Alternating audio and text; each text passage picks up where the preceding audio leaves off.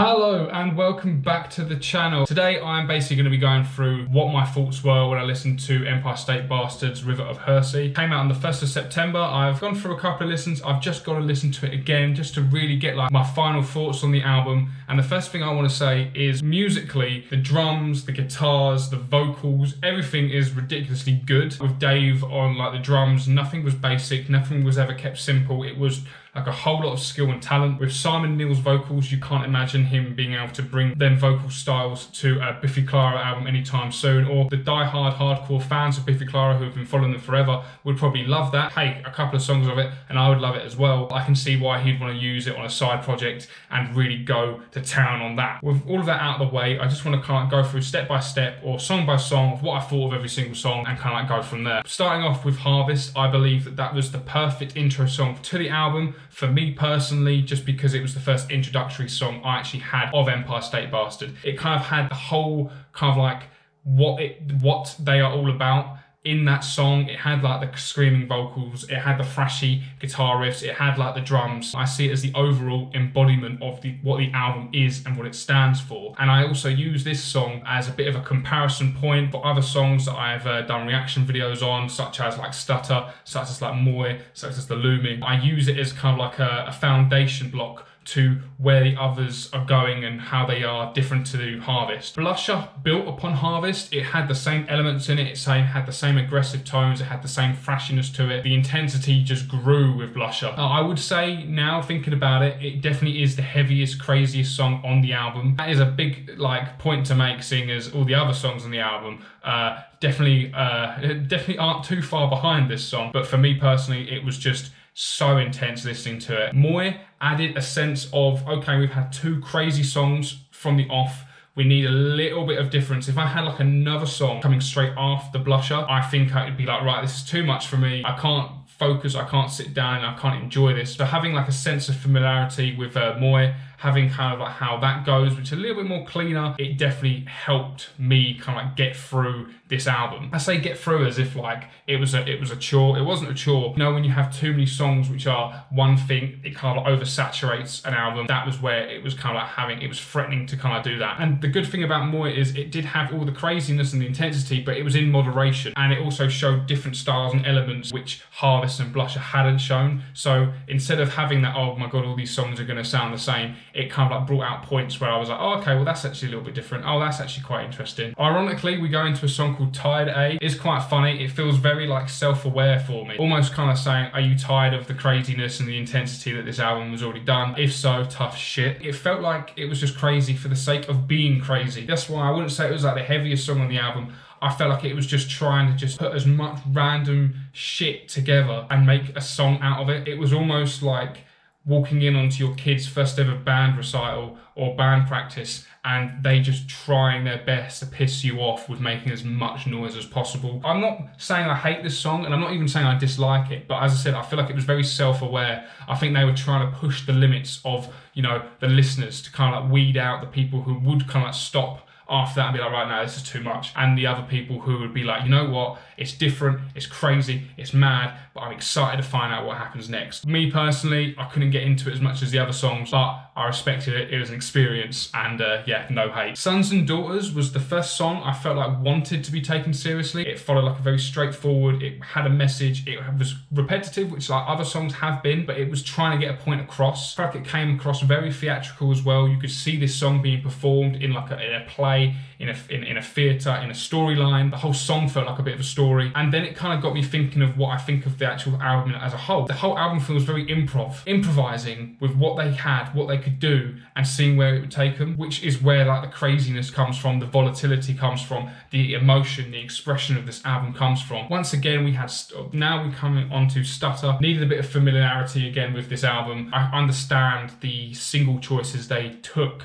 to be released. It was almost like the singles that were released were kind of like easier to listen to songs than other songs that they could have done, which I think would have just turned people off straight away, because this song definitely brought me back into a sense of comfortability, a sense of like a mentality where I've regained myself and I can focus again instead of kind of going absolutely crazy all the time. It's one of those songs that gets you into the album before the album comes out. It gets you prepared to swim before other songs on this album just shove you in the deep end and laugh at you as you drown. Palms, which was actually really good. It had me appreciate the choppier style of intros. It wasn't the thrashiness that we've had previously. It was a different type of like intro, still heavy, which got me into the song a lot easier than other ones had. Other ones, it was like I was constantly playing catch up, while with this one, I felt like I was going at the same pace as the song was itself. It made me finally get to a stage where I could listen to all the experimental kind of guitar noises and the different elements and the samples that they had brought in. While other songs I had been solely focused on, right, let's get through this and let's listen to it and let's find the main points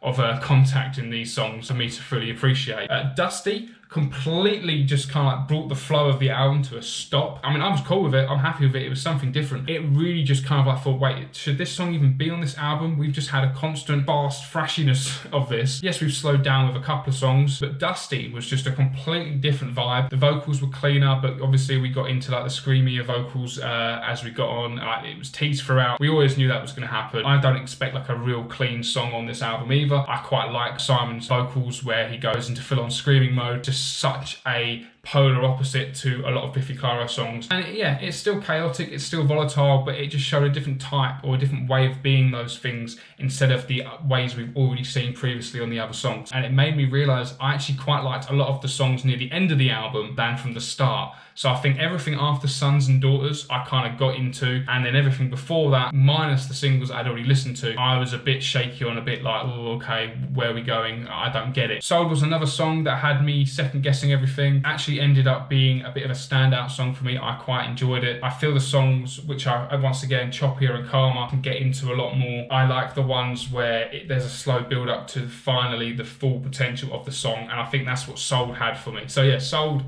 me on that. Finally brings me on to The Looming. The Looming was the longest single that they brought out, and the fact that it's the outro song is weird for me because it's so different to all the other songs, but it makes sense as being an outro song as well. It just doubles down on long intro songs on this album being better for me than the fast jump straight in, where the fuck are we kind of ones. Build Up is probably the biggest build up song we've got on this album. The tension though was perfect the whole way through. Now this wasn't like a clean soft song, it still had the craziness to it, still the chaotic, the screaming vocals, the heavy guitars, the rolling thunderous drums, the bass, it had everything still in it. But for this song, it was almost kind of like, congratulations for completing this album. Now go around again and you'll understand it a lot more and it will grow on you a lot more. That is kind of my opinion on Empire State Bastards River of Heresy. This album, it wasn't bad. It wasn't my favourite album ever, but it was an experience to listen to. It had me thinking everything. It had me second guessing everything. It had me questioning everything. I feel like it's a very niche album. It's a very select few of people would really, really enjoy this. For me,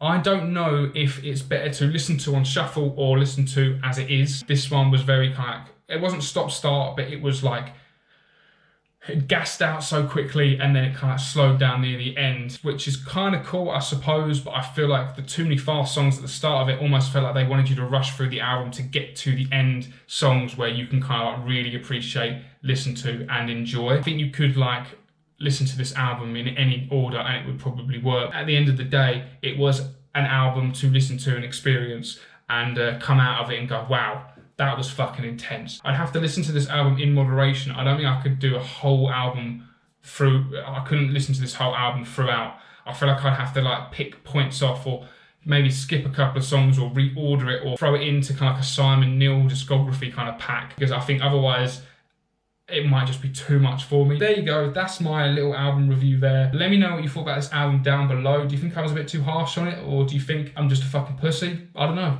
Let me know down below. Thank you very much for watching. I'll see you in the next video real soon. Make sure you like, comment and subscribe, and goodbye. I've completely butchered that.